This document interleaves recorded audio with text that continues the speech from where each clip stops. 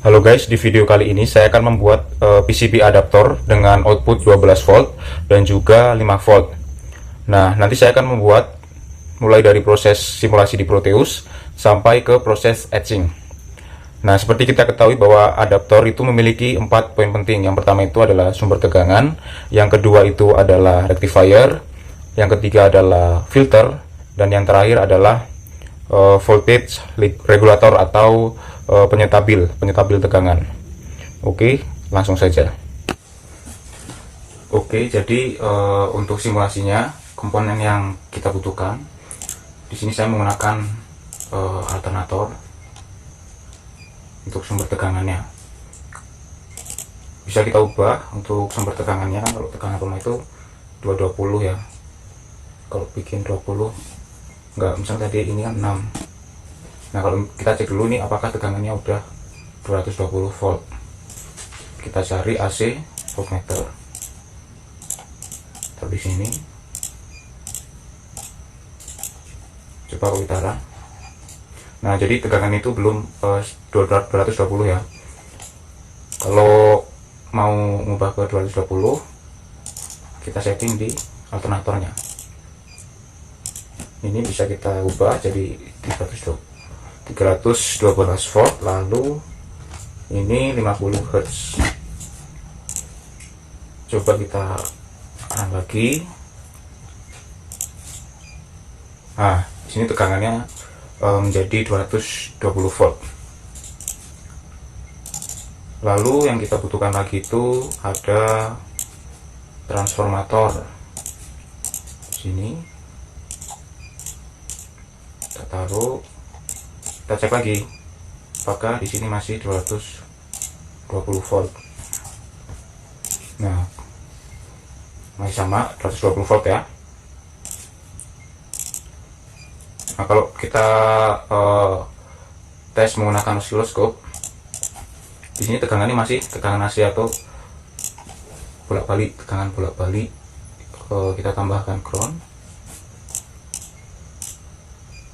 di sini. Nah, kalau kita run, nah di sini dia masih bolak-balik ya.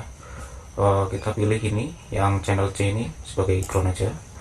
Lalu yang channel B kita off kan, channel D kita off kan. Nah, di sini masih bolak-balik, sangat besar ini. Nah, maka dari itu kita membutuhkan rangkaian rectifier, yaitu menggunakan dioda untuk penyearah, yaitu mengubah tegangan AC menjadi DC. Maka kita butuh dioda. Kita rangkai seperti ini. Coba kita hapus saja dulu.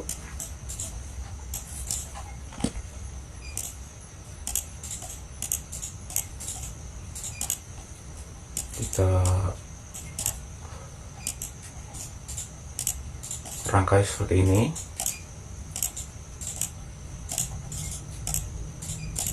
Nah, ini kita taruh di posisi ini, di sini, lalu ini untuk ground.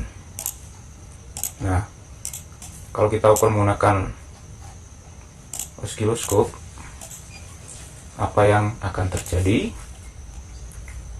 Kita atur lagi. Nah, di sini tegangannya sudah disearahkan, tapi belum stabil. Nah, makanya kita membutuhkan filter. Nah, untuk filternya kita bisa menggunakan elko atau kapasitor. Nah, itu sebenarnya udah tegangannya udah DC ya, tapi kan belum stabil bener. Makanya kita stabilkan, kita filter menggunakan elko. Lalu ini ke ground. Kita atur 1000 mikrofarad. Apabila kita ukur lagi menggunakan osiloskop, kita run, coba kita, nah bisa dilihat ini tegangannya udah agak stabil ya setelah kita filter menggunakan osiloskop, tapi ini belum sempurna. Nah, makanya kita membutuhkan voltage regulator, yaitu untuk penyetabil supaya tegangan yang dihasilkan itu benar-benar stabil. Nah, makanya kita perlu menambahkan regulator. Kita menggunakan regulator, kalau misalnya kita ingin outputnya itu 5 volt, kita menggunakan IC regulator 7805. Kita taruh di sini, ini ground, kita taruh di ground, lalu ini outputnya. Nah, kalau kita run, nah, maka ini sudah stabil.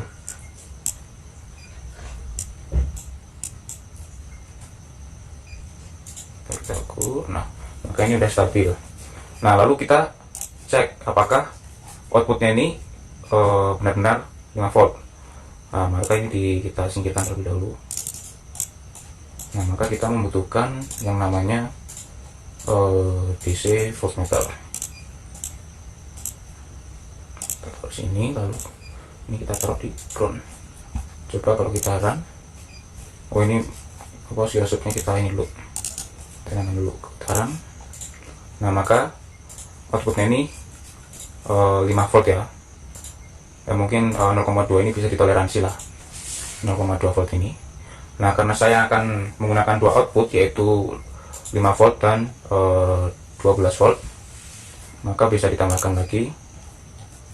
Kita butuh yang namanya IC regulator. Nah, untuk output 12 volt kita menggunakan IC regulator 7812. Nah, maka ini kita taruh di sini, lalu ini kita taruh di ground. Lalu kita butuh kapasitor. Kapasitor kita taruh di sini, lalu ground kita taruh di sini. Lalu kalau kita tes menggunakan DC voltmeter, maka kita lihat outputnya berapa. Coba kita run. Nah, maka outputnya 12 volt. Nah, nanti output dari adaptor ini saya akan membuat, yaitu 2 plus 5 volt dan juga 12 volt. Nah, jadi ini adalah penjelasan untuk simulasi bagaimana cara kerja dan juga penjelasan tentang komponen-komponen dari adaptor ini, fungsinya untuk apa. Nah, setelah itu kita lanjut ke PCB layout. Mari kita. Oke, jadi kita akan membuat PCB layoutnya.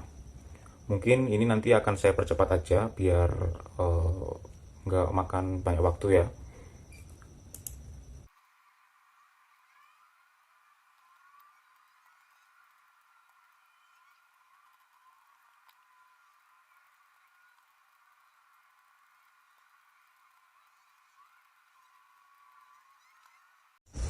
Nah, nanti jadinya akan seperti ini, dan ini untuk 3D visualnya ini. Nah, jika mau kita print atau kita convert menjadi file PDF, nah maka seperti ini. Kita atur, kalau misalnya bagian atasnya kita centang yang top cover sama top shape. Kalau misalnya kita mau convert yang bagian bawah, kita centang yang bottom cover dan bottom shape. Kita pencet OK. Jadi seperti itu untuk mengconvert atau meng-save dalam bentuk PDF. Nah, sekarang kita akan membuat PCB-nya, yaitu proses etching. Nah, habis itu kita potong PCB dan amplas sampai halus. Nah, setelah itu kita tempelkan print layoutnya yang tadi kita print ke PCB yang sudah kita amplas. Nah, pokoknya kita tempelkan menggunakan setrika. Nanti kita setrika kira-kira ya kalau sudah kira-kira menempel banget, nah baru kita lepas. Nah, kita setrika, kalau kira-kira sudah menempel bisa kita lepas. Nah, itu adalah hasil dari setrikaannya. Habis itu kita larutkan dengan ferrichloride dan juga air, ya kira-kira 5-8 menit. Setelah kita larutkan, maka akan seperti ini jadinya, dan kita akan cuci. Nah, setelah dicuci dan kering, kita amplas untuk memunculkan tembaganya. Nah, ini adalah sudah diamplas. Habis itu kita bor untuk kaki-kaki komponennya. Nah, jadi ini adalah hasil setelah semuanya dibor.